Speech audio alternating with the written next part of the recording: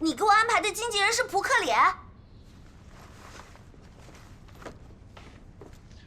大小姐放心，这是我的经纪人资格证书。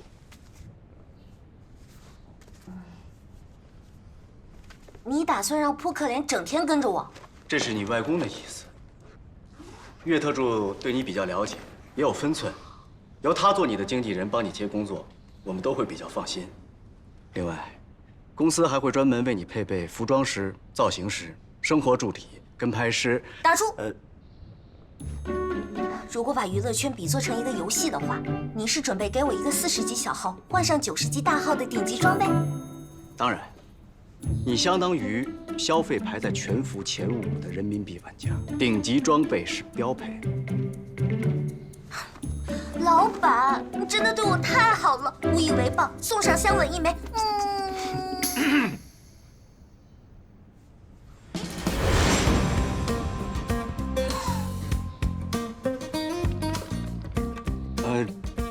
这位是邻居。我们邻里关系相处好，我的助理住在他家，他是过来帮我的助理送盒饭的。哦，可是他是摁密码进来的吧？啊！我不在家的时候，邻居大哥偶尔过来帮我照顾一下家里的乌龟。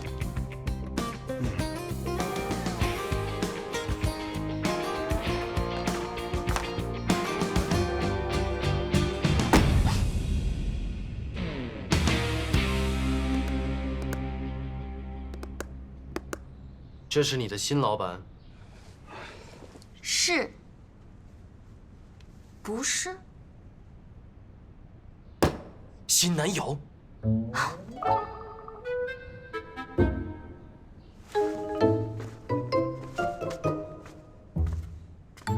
邻居大哥是不是问的有点太多了？邻居就是邻居，要好好待在邻居的位置上，看清自己的身份。这种口气听在别人耳朵里，会以为你在吃醋哦。作为邻居，我只是纯好奇，没有别的意思。如果田小姐有了合适的对象，我当然是为田小姐高兴。高兴就笑2下嘛。看你这臭脸，不知道的人还以为你刚用鸟粪敷了面膜。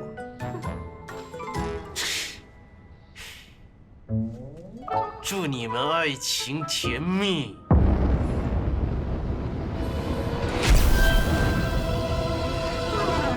我仿佛看到了2次元中传说中的杀气。等等，邻居先生，容我自我介绍一下，我是田径直的现任老板兼小舅，邱月白。我叫岳清，是田小姐外公的特助，现在兼职田小姐的经纪人。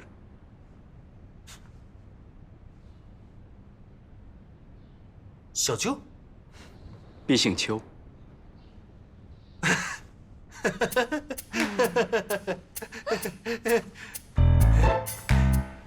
2位幸会，我是田小姐的邻居，我们邻里关系处得比较好，我会带她照顾花园和乌龟。我只是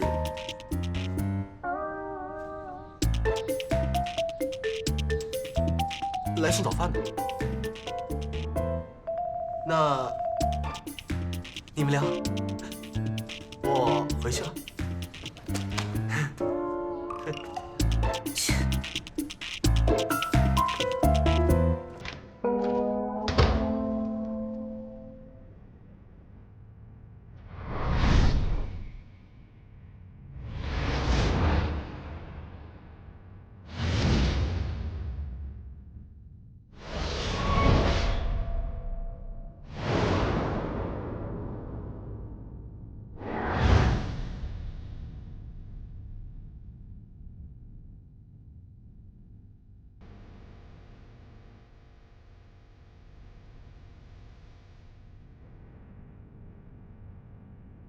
云生哥，你昨晚上怎么又跟大强子在客厅里打架，害我收拾一早上？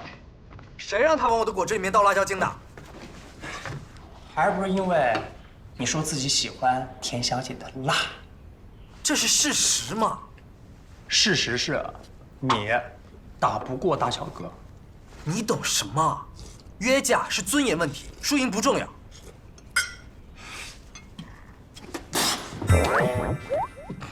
薛灵巧，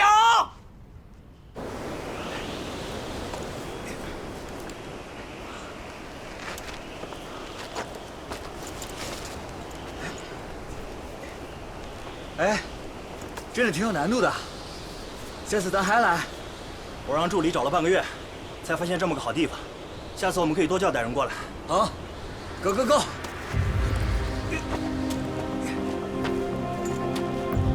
哎，那边好像有个山洞，有新发现，要不咱们去看看 ？Go！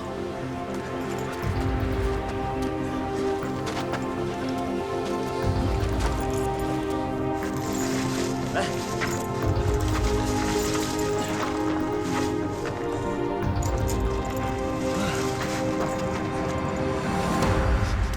哎，你闻到什么奇怪的味道没有？好像有点。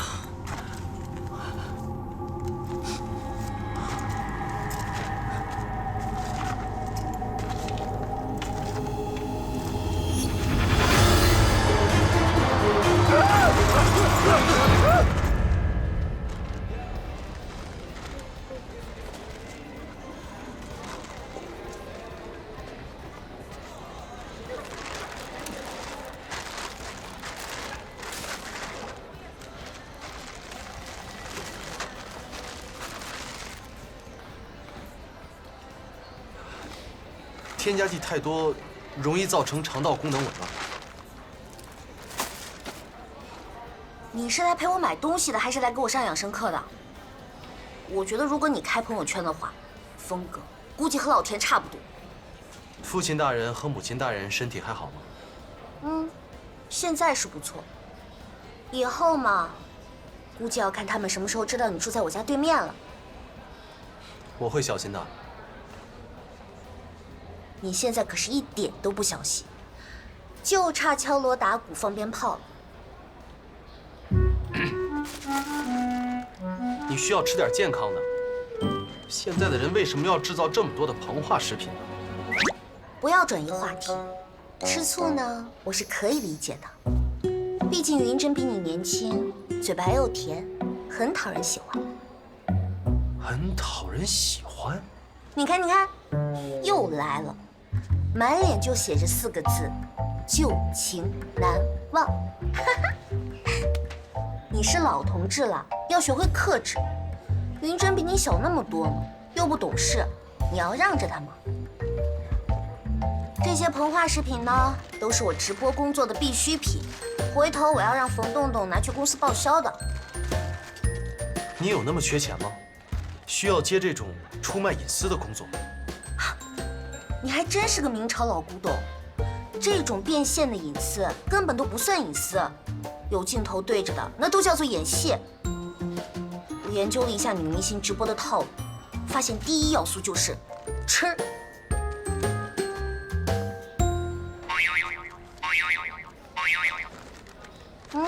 田小姐，你现在还在超市吗？嗯，去加拿大的机票已经订好了。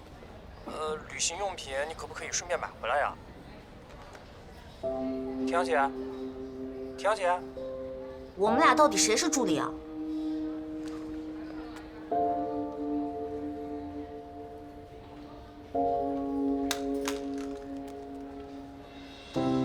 谢谢。你好，给你啊。我家宝宝好像很喜欢你们呢。好可爱啊！看你们这么喜欢孩子，赶紧生一个吧。你老公长这么帅，生下的宝宝肯定很可爱的。跟叔叔阿姨拜拜，拜拜。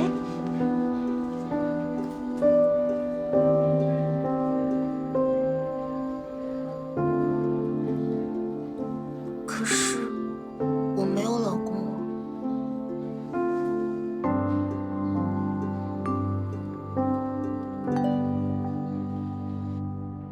丁田6年前在英国被绑架的案子，我调看了卷宗，没有发现和这3起失踪案有什么关系。买她面膜的女明星那边呢？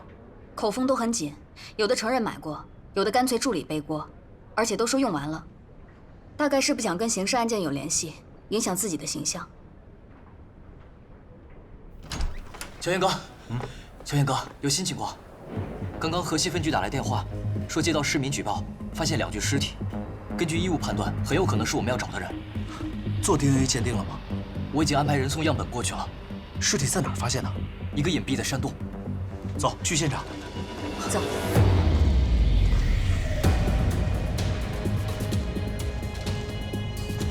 小严哥，他们已经做过现场勘查了。报案的是2个攀岩教练，口供也录过了。一旦确认是我们要找的人，资料马上转过来。确定只有2具尸体吗？照片我看过了。根据医务判断，很有可能是郑喜莲和欧阳慧，但是没有发现丁田。被害人死因呢？死者身上发现多处伤口，初步判断是失血过多。这里是第1凶案现场。我第一次遇到在这种地方杀人的。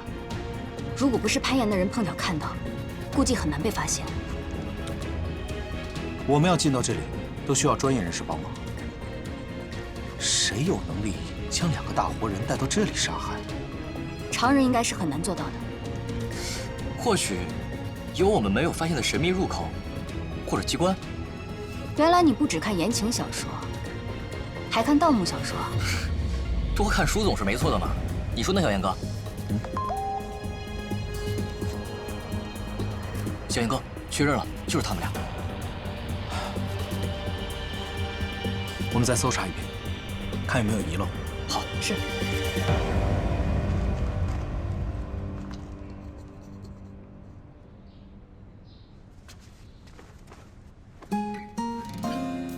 Hello， 大家好，我是田静植。今天是我第1次做直播挑战。小编之前问我，你平时最喜欢吃什么呢？今天我就来给大家好好的介绍一下泡面。因为平时拍戏拍到很晚，等夜戏的时候呢又没有东西吃，我最疼爱的助理弟弟洞洞就会给我准备这个，这是我最爱吃的口味。苹果，每天都会吃苹果。在国外有一句很有名的谚语，叫做 "One apple a day keep the doctor away"。薯片，这是我平时看电视剧还有研究剧本时必不可少的。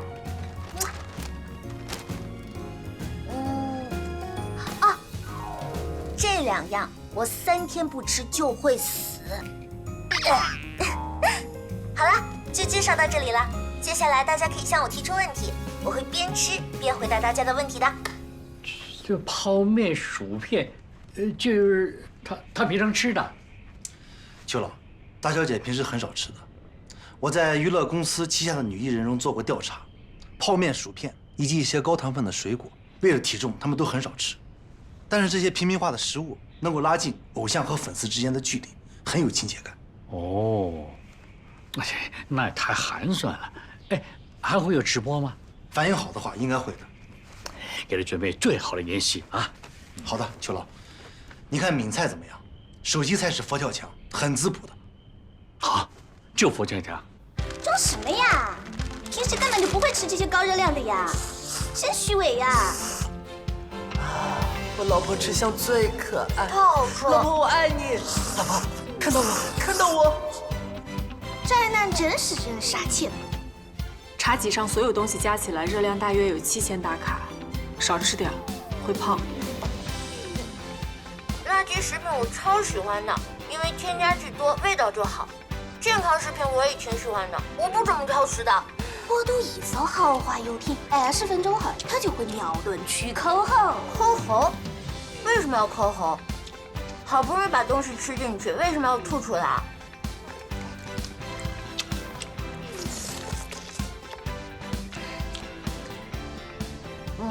我好困，可以睡一会儿吗？不要睡呀！谁想看你睡觉呀？切，装睡。装可爱网友，你还欠田径值一艘豪华游艇。我也赌一艘豪华游艇。田径直装睡超不过20分钟。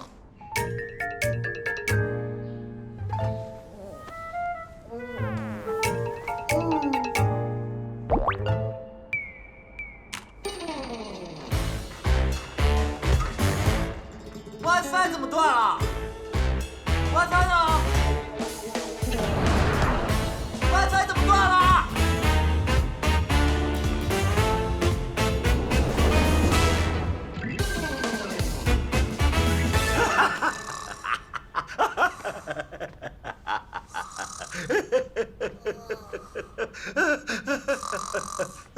你看看，哎呀！哎呀，你看这孩子真是越来越疯了，都睡了几个小时了，这什么鬼样子？哎呀，老婆，你看看我们家妹妹，我都想起来她小的时候的样子了，睡觉的时候还流口水呢，好可爱呀！哪儿可爱了？这睡没睡像的，切，这下可好了，丢脸丢到全国观众面前了。他本来就没什么观众缘，别说女2号了，连给女2号提鞋人家都嫌他帅呢。不是，你看那个评论，你看，评论可以造假，还有水军。啊，也对，不是太可爱了吗？你看看，你看看他的样子。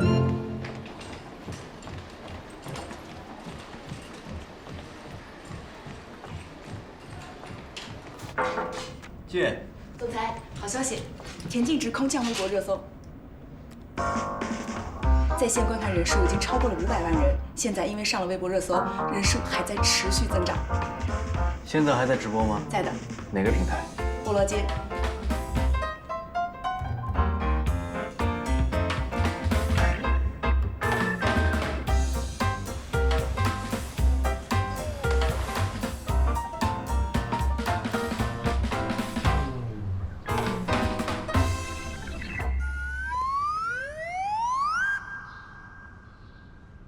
房东呢？我是不是眼花了？我的微博粉丝涨了200万。没有没有，田小姐，你红了，你红了。我一定是还没睡醒，我再睡一会儿。田小姐，这不是梦，你是真的红了。我昨天晚上1宿没睡，找我的朋友看了一下你的星座运势，你转运了。转运？我朋友说，你的星座运势上显示着，你天生倒霉这件事儿，生个孩子就好了。啥？你想想啊，自从怀孕了之后，你是不是运气变好了？你签了新公司，拿了一大笔的签约金，开了直播，人气还一下子暴涨。所以，我怀的不是小妖怪。是小福星。当然了，如果不是怀孕，你怎么敢吃那么多高热量的食物，而且还说睡就睡？很多网友都觉得你是在演睡觉，熬通宵看直播，就想看你能演到什么时候。哼，让他们见识一下什么叫做一镜到底。现在还是只怀孕的初期阶段，以你和大乔哥的基因，生下来的小孩肯定超级可爱。3年之后，你就可以带着小妖怪去上《妈妈去哪儿》了。妈妈去哪儿？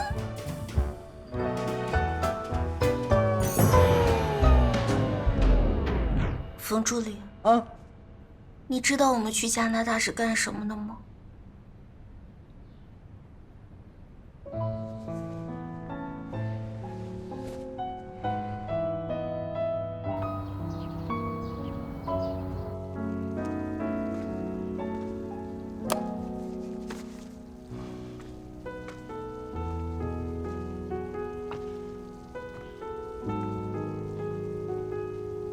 帮我煮杯奶茶好吗？好。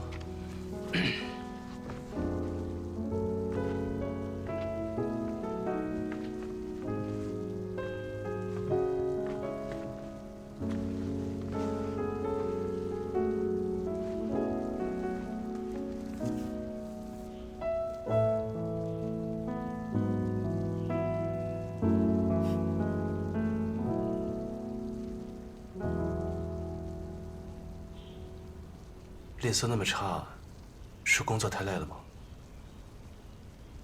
就吃吃东西、睡睡觉，哪有什么累的呀？我只是心情不太好。后天我就要去加拿大了。虽然早就做了决定，但真的快来的时候，还是会沮丧。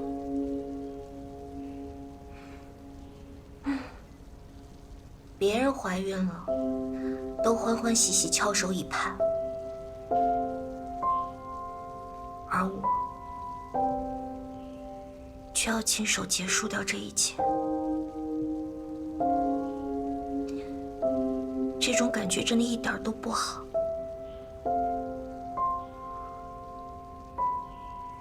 对不起啊。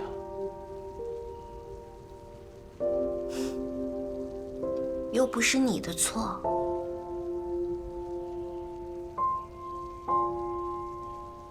小乖，你想过有自己的小孩吗？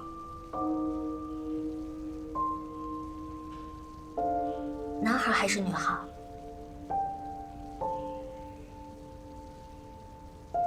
龙凤胎。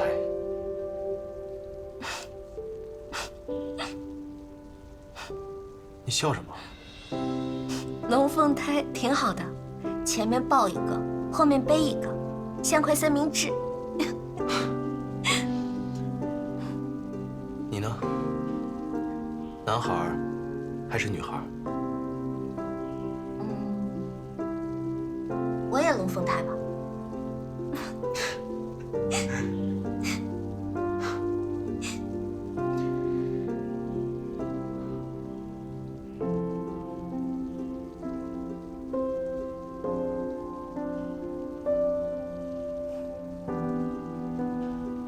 也许早点结束是对的，趁我还没有感受到它之前，否则我真的怕自己会变卦。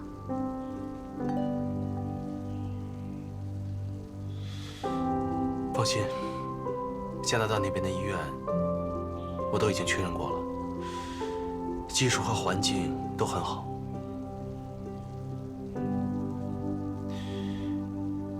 我会无处不在的保护你。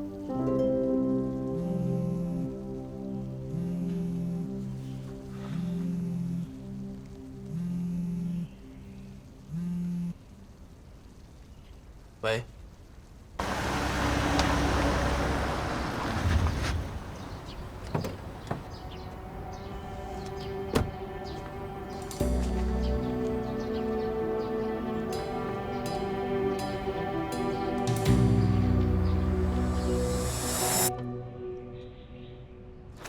小燕哥去对面了。小燕去找薛妖怪，多半又是有关案子的事。云珍呢？放心，我已经打电话给云珍哥了，让他别回来。麻烦事已经够多，千万不能让小燕知道对面还住着另一个妖怪。明白。我想你找错人了。我并没有怀疑你，我只想问问看，你是否认识其他基因突变人？不认识。你之前愿意放掉洪世光，是断定他已经病入膏肓，会在痛苦中死去。但你回来之后却找人调查了他，所以我猜，你大概是发现其他同类的存在，觉得洪世光还有重新恢复健康、继续作恶的可能。你猜错了。你们在山洞里面发现2具尸体的事，认为普通人很难做到，但是攀岩教练做到了。你们在别人的帮助下也做到了，还有挖掘机也可以做到，消防云梯也可以做到。你却偏偏来找我，因为你知道我的能力，所以思维上先入为主了。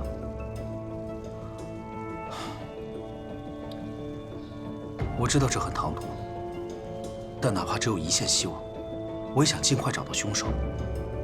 接连失踪的有3位女性，但在山洞里只发现2具尸体，这么说，另外一位还有活着的希望。他叫丁田，才26岁，他可能还有很长的人生。求求你饶了我，我再也不敢了，求求你。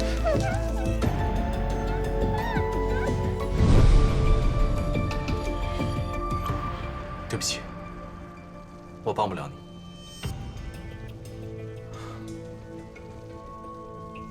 那我不打扰了。不管凶手是普通人，或是基因突变人，又或者是消失的洪时光，我都会尽全力抓到他的。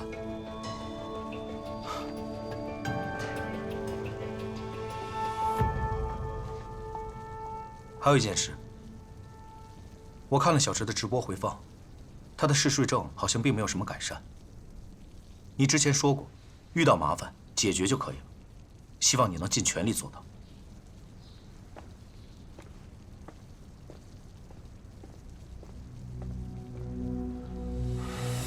我搜到网友的爆料了，警察在山洞发现了2具尸体，李延之来找薛灵桥应该就是为了这件事。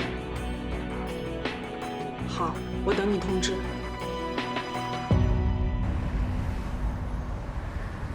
1、2、3、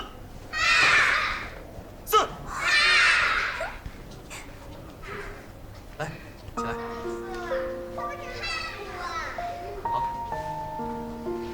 加油啊！好，我们再来啊！1，老婆，你又干嘛？我来追你啊！3，知道了，知道了，下次再追行不行啊？快回去吧。干嘛？哎，喂！3，喂！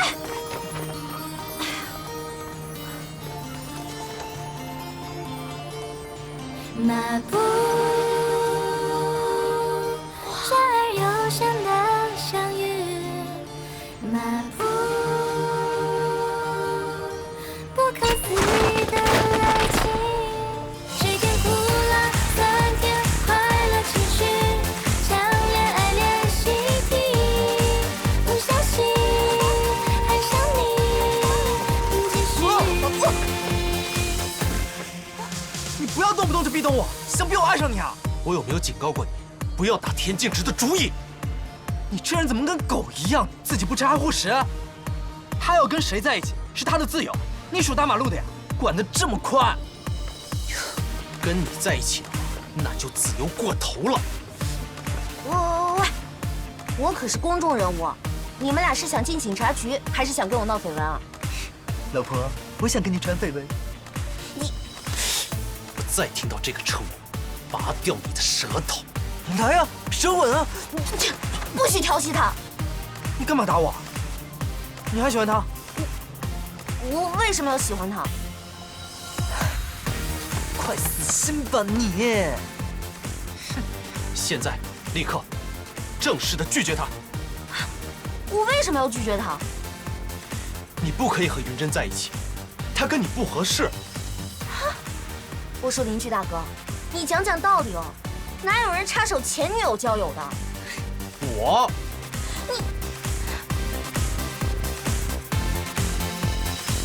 大家都是邻居。闭嘴！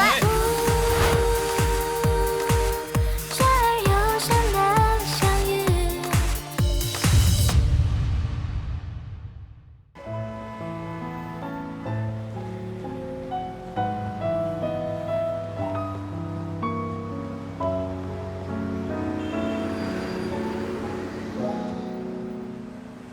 你跟着我干什么？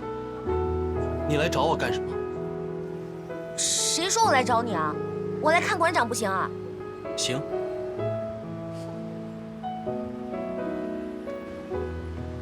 你现在比以前知名度高很多，也容易被认出来，所以出门一定要保护好自己。对我说好话也没用，你已经霸道的让我忍无可忍了。我看你刚才也很享受，你喜欢他准备的气球和花瓣雨。当然啊，大哥，女孩子都喜欢的嘛。音乐啊，流星啊，烟花啊，气球啊，名牌包包啊，买啊！女生会因为这些就喜欢别人吗？也许会被感动。那你就想办法克服克服吧。云珍坚决不可以。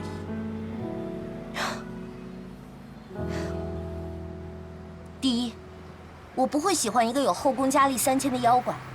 第二，我喜欢谁都跟你没关系。当然有关系。我跟你分手，我建议你终止妊娠，都是希望你和普通人一样平安地度过这一生。如果云珍可以的话，我为什么要退出？我所做的这一切又有什么意义？你还真是个榆木脑袋，自以为是地做出决定，自我牺牲后又来索取意义。你有问过这些是我想要的吗？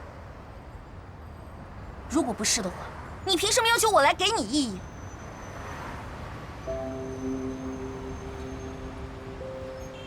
如果我说我想留下这个孩子，要是这个孩子真的生下来了，你难道不会开心吗？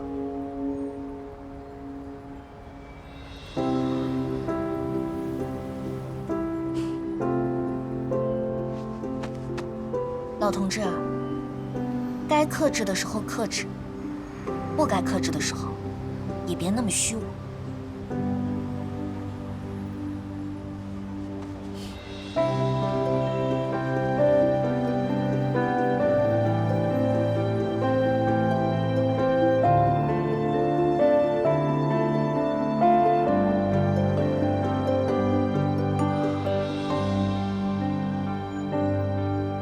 田景之，你真的想留下这个孩子吗？我真的可以再谈心一次吗？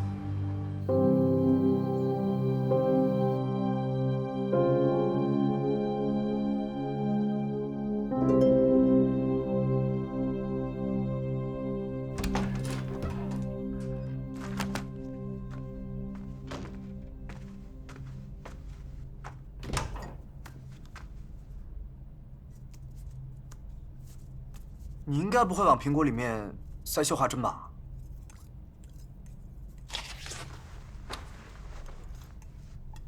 明天我就带冯弄弄这个电灯泡出国了，你可以好好清静几天了。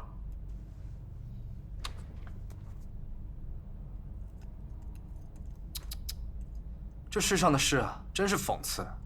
S 组织想要小妖怪，却求而不得；田径直怀上小妖怪，却要终止。不知道他以后还能不能为我生一个。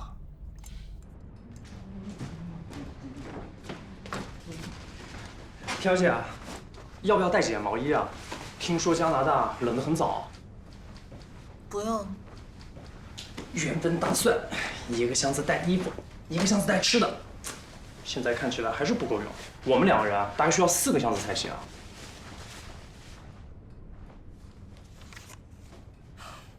我们去几天就回来了。你带那么多东西，是打算在那里过冬啊？也对，那就少带点衣服，多带点吃的。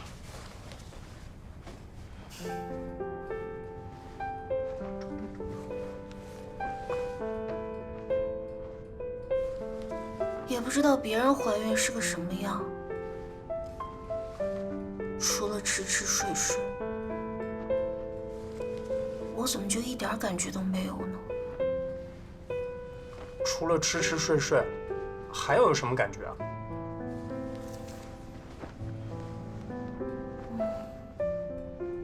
说不上来，就是那种有个小胎儿在你肚子里活着的那种感觉。不懂。你除了吃还懂什么？别以为我什么都不知道。你这2天活儿都不知道跑哪儿去了，让你看个剧本，一共就60场戏，都看了3天了，才翻了前2页。这能怪我吗？还不是我肚子里的小妖怪在做工。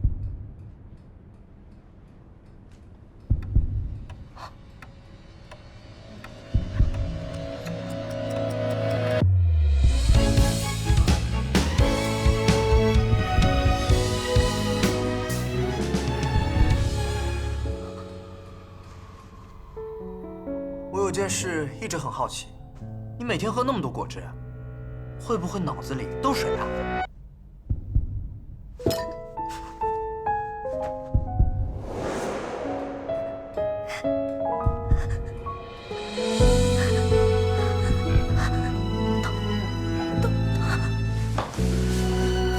田小姐，你怎么了？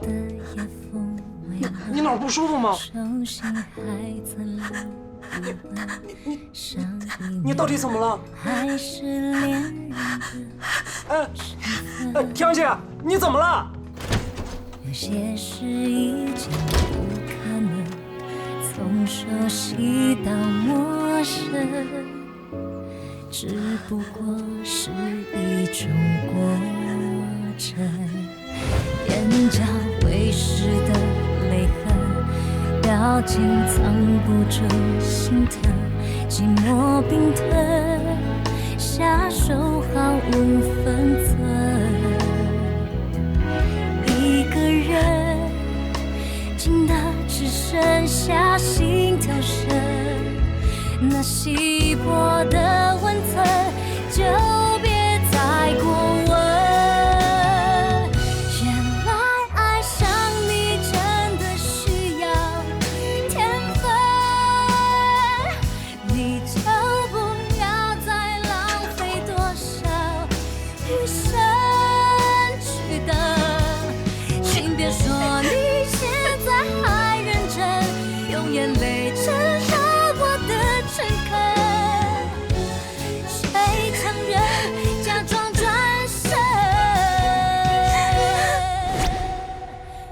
有件事情要宣布，我田径直决定顺应天意，生下这只小妖怪。不是小福星。所以云珍，国外行程取消。哦。冯洞洞，行李怎么收拾的怎么放回去。你的境外游也取消了。哦。还有你，邻居大哥，你的担忧我都考虑过了。嗜睡的话就睡好了，缺乏营养没问题，我可以打营养针。谁知道我的孕期到底有多长呢？说不定10年8年。但是我已经决定好了要做单亲妈妈，这跟你没关系，请千万不要自作多情，盲目负责。所以我说什么你都不会听的。好吧，既然你做了决定，我只能想办法。还有人有其他提议吗？好，没有，散会。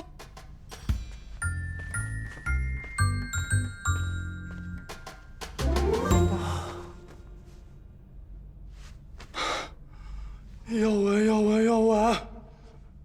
那他准备把我们俩的婚礼推迟到什么时候？婚礼我不知道，但是我可以帮你准备葬礼。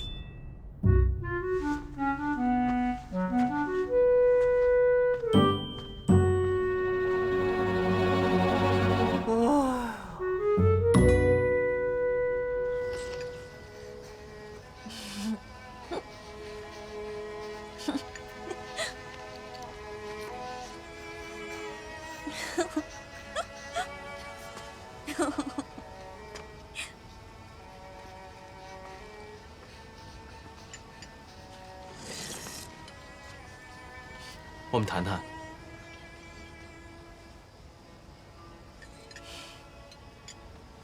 这次又是什么呀？不准和云珍交往，还是没有你的允许不准生老薛家的孩子？你是皇帝吗？还想给我指婚呀？你怀着孕，为了孩子好，不要总像个火药桶一样。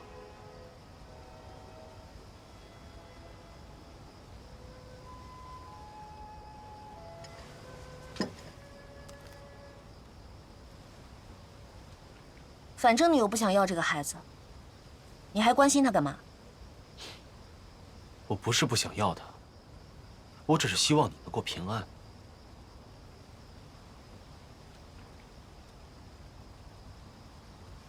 我当然会平安，生个孩子而已，我以后还是要生的。这是长子，以后和别人结婚，我还要再生2个。好，我会拼尽全力让你平安生下你的长子。你不是来阻止我的。这世界上有一个女孩，她只会往南走，也只会走直线，遇到什么就撞什么，撞得头破血流，也撞出了一身铜皮铁骨。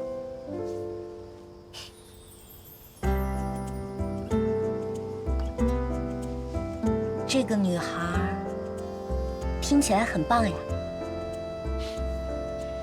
我也觉得很棒。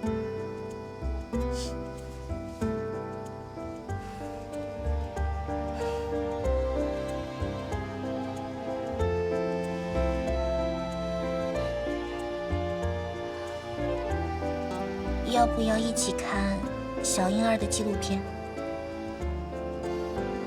好啊。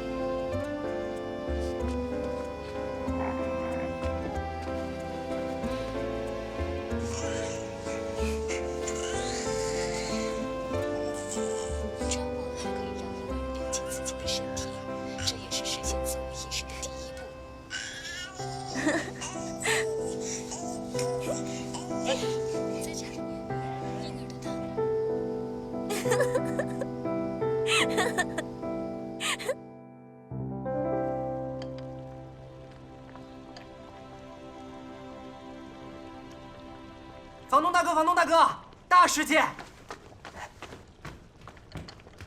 叶美孝找到你了？不是，我收到蝙蝠的邮件 ，S 组织的 Lion 想正式约见你。Lion 是谁？是他们的头啊！我就知道你那么高调，肯定会被他们盯上的。不过奇怪，按照程序，要确定接收他们的招募后，Lion 才会正式约见。该不会有什么阴谋吧？地点呢？网球俱乐部。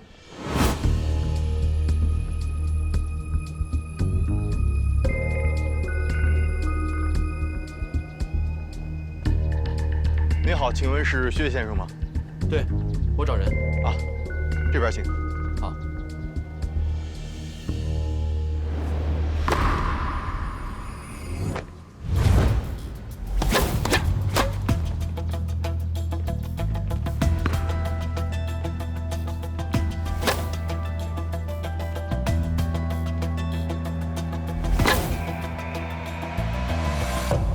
Lion。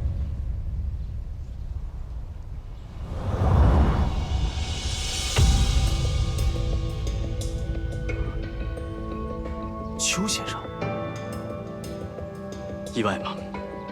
我之前知道的时候，比你还要吃惊。我们跟邱家人真是有缘啊！我遇到了邱老，你遇到了小池，谁知道苦苦追寻的同类，竟是我外甥女的男朋友。是前男友。好，前男友。你的身份，邱家有人知道吗？只有小池的外公知道。你懂的，将真实的身份透露给人类，需要一点运气。运气好，收获亲人爱人；运气不好，那就是祸端。那你对小池的外公呢？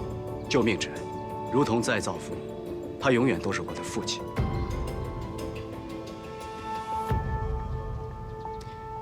你一定有很多事儿想知道，我也是。这样，我们来比赛。谁赢一个球，就可以问对方一个问题。同意。那就按照我们超级人类自己的方式来比，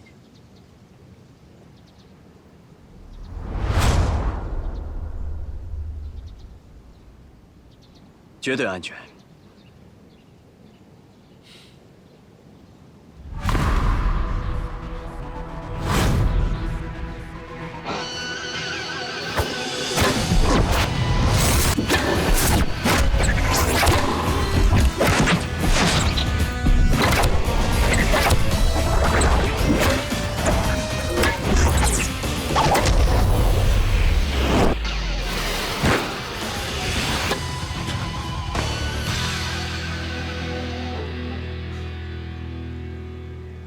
失误了。你问，你为什么要创造 S 组织？每次招募新成员时，我都要讲一次这个故事。可这个故事，真的是我600多年的生命里最不想提起的一件事。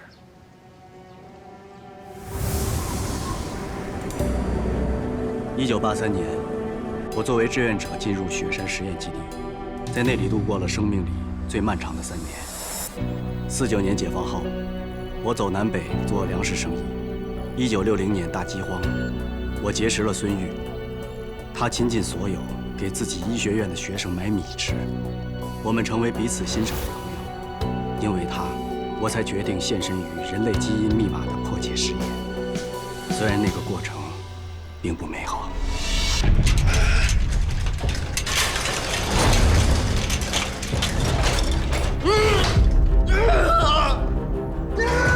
把实验室里的温度降低到零下40度，要快！是。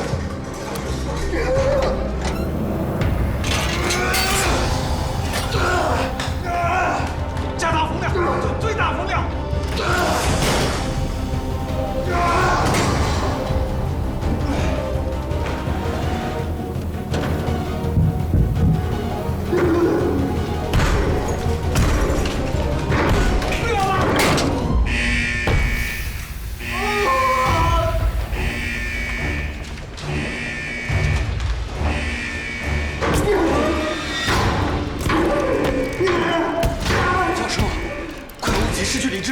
这里是雪山，他出来就会失去力量的。我们快走啊！再等等，赵秋，来不及了呀！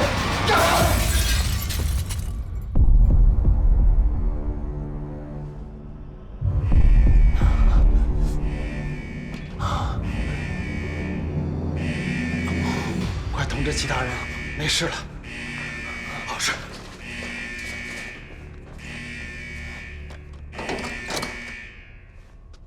月白。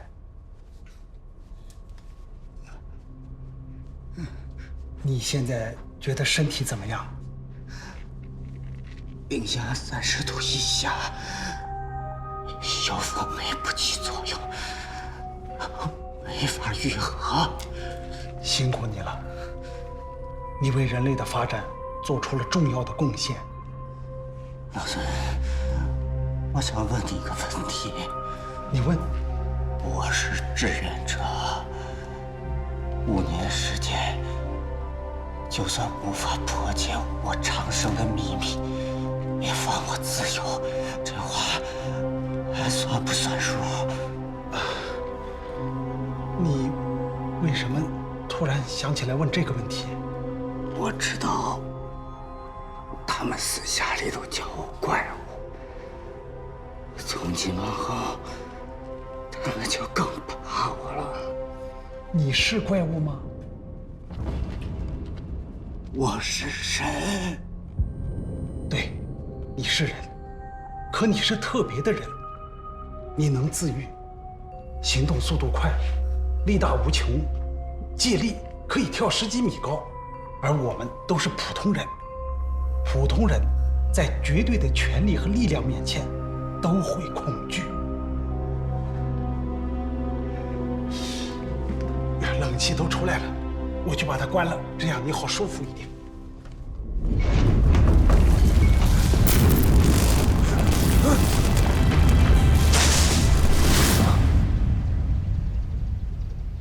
你是有大爱的人，如果换做我，我没办法做出这样的牺牲。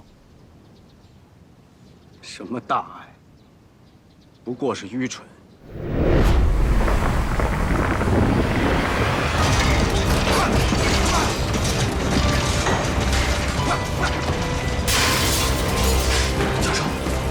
雪崩，还有10分钟，这里就要被埋了，快跑吧！你带上东西，快走，我随后就来。他呢？让你走你就走。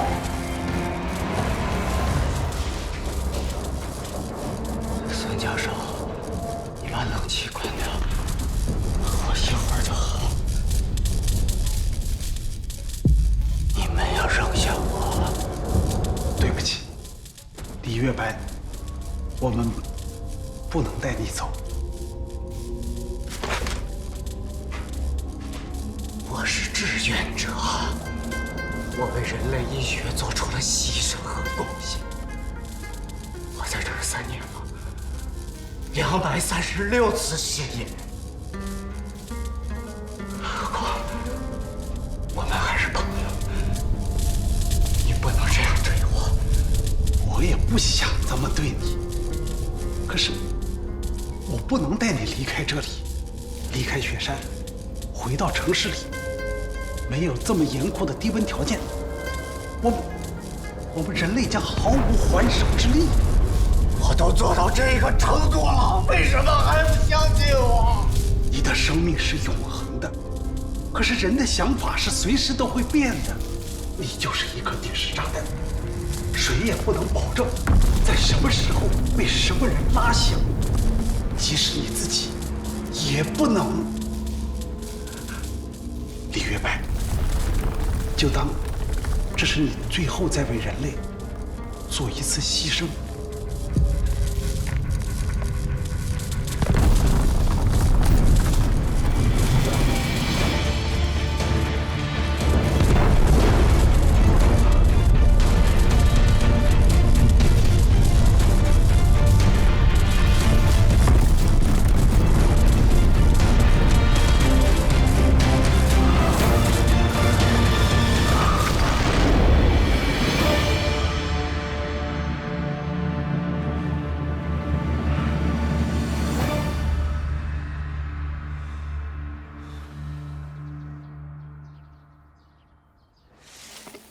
我年轻时候啊，闹饥荒，没得吃的。哎呀，如果谁家有好吃的，都得背着人吃。嘿嘿，现在好嘛，都忙着减肥，喜欢看着别人吃，就希望肉啊长在别人的身上。对啊，尤其是漂亮女明星吃东西，看着赏心悦目，之后长肥了还可以组团嘲笑。外公，您寿辰的时候想请些什么人啊？还请什么？光是家里的人就做好几桌了。那我家里面只有我一个人来啊。哎，要不你带个男朋友来？男朋友没有，我给您揣一个重外孙来，好不好呀？那行啊，你有本事就给我揣一个出来。外公，如果我真的跟我妈一样未婚先孕，您会不会跟我断绝关系啊？你孩子，你外公啊，就你一个宝贝疙瘩。你外婆去世之前呢，把你的嫁妆都准备好了。哎，你要是真的怀了孕，赶紧办婚礼。哦，对，我们到城堡去办婚礼。你的婚纱必须是……停！别再发散了，再发散下去，孩子去哪个学校，该上什么小学都想好了。您要是真不在意这个，就赶紧跟我妈和好。您的宝贝疙瘩在你们俩之间左右为难，都快愁成咸菜疙瘩了。我看你妈也没惦记我，电话都没来一个。您不是一听着我妈的声音就挂电话吗？我说老头，如果我妈真不理你了，你可别后悔，趁早找个台阶赶紧下了吧。邱老，既然大小姐不去加拿大学习了，我想和你沟通一下后面的工作。根据你现在的直播情况，大家都叫你素颜美女达人。我们根据产品理念、产品调性、目标受众的角度，推荐你代言达人面膜。不错嘛，达人面膜，探索全球新奇材料，看上去挺厉害的嘛。那面膜代言的事情我去推进一下。另外我要和你沟通一下，下期直播你需要吃的食物种类。食物种类？对，上次直播以后，你吃的芝士蛋糕和炸鸡翅的那2家门店已经被网友扒出来了，而且营业额暴涨。那家炸鸡翅店已经准备开分店了，所以很多食品公司和餐饮店都要请你做代言和广告。我为你筛选了几家，这就是你下次直播需要吃的几样东西。这款薯片一直请当红艺人代言，口味很多，大小姐一直吃番茄口味。不健康啊。不，不错，留着。这家茶餐厅是邱老朋友开的连锁餐厅，他的点心和奶茶都是招牌，也是大小姐经常找助理去买的。也挺好的。还有这款酸奶，是专门为女性而研制，它具有改善肠道功能，还能瘦身。还有这款，哎，打住，都挺好的。你挑的都是我喜欢吃的。是啊，小月办事就是妥当。谢谢邱老的夸奖。身为大小姐的兼职经纪人，这都是我应该做的。另外，我会跟直播平台重新谈一下分成的问题。然后下周大小姐还有2个广告需要拍，如果没有别的事情，我先去忙。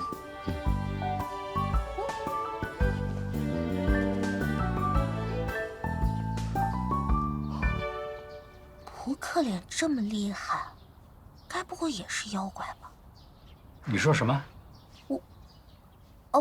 我记得扑克脸家不是本地的吧？他家在哪儿？家里有几口人啊？你以后在他面前呢，不要提这个。小月是孤儿。哦，你哦什么？我小就是孤儿，扑克脸也是孤儿。您不觉得我们认识的孤儿太多了吗？不管我们承不承认，我们都是进化后产生了生殖隔离的完美性物种。孙玉说的没错，普通人在面对绝对的权力和力量面前都会恐惧，但在面对庞大的60亿普通人数量上，我们完全处于劣势，是异类和怪物，只能像现在这样躲躲藏藏的生活。我创立 S 组织，就是想集结同类，终有一天争取到自己的权利，光明正大的生活在人类社会中。我可不会再失误了，继续。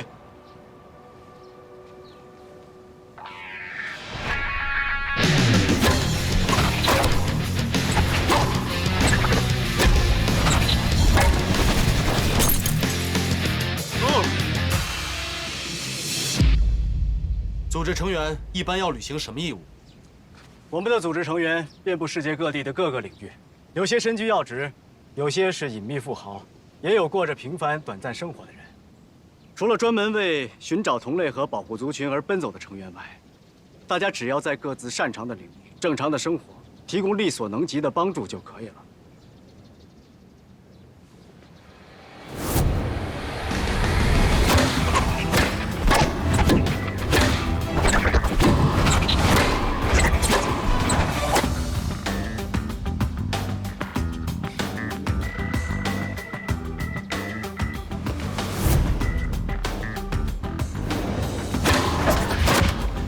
只要是超级人类，都会招募进组织吗？前世，现在要考核。考核内容会有专门的成员负责调查评测基因突变的进化方向、能力和品性3方面。没有被招募，不愿意加入组织的超级人类，会被组织监视吗？不是监视，是监督。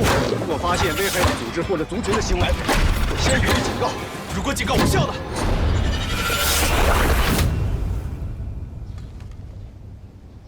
制裁。